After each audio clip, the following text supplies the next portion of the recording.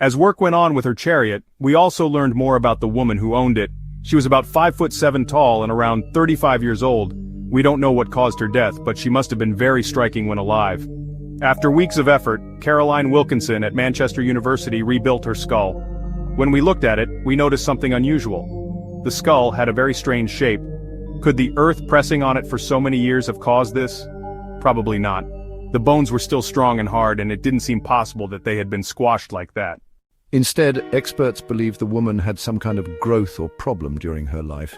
This made one side of her face longer and shaped differently than the other side. That side is relatively normal. Now, that must have happened before the forming bones of the skull have begun really to fuse together, and things of this type are sometimes called haemangioma. Now, the likely one that is involved here would be a haemangioma, which is an abnormality in the development of blood vessels. As the face of the Chariot Queen took shape, the growth in her cheek began to dominate her appearance.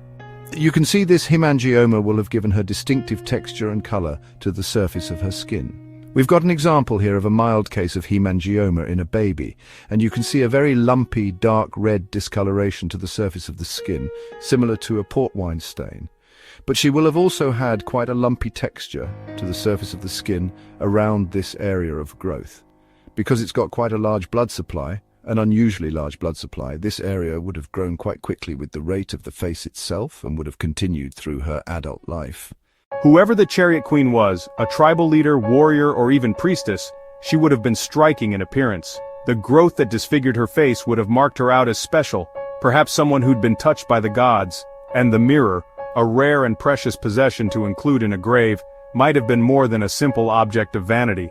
It could have been seen as something quite magical, giving its owner the ability to communicate between this world and the next. When the Chariot Queen died, a chariot became her hearse.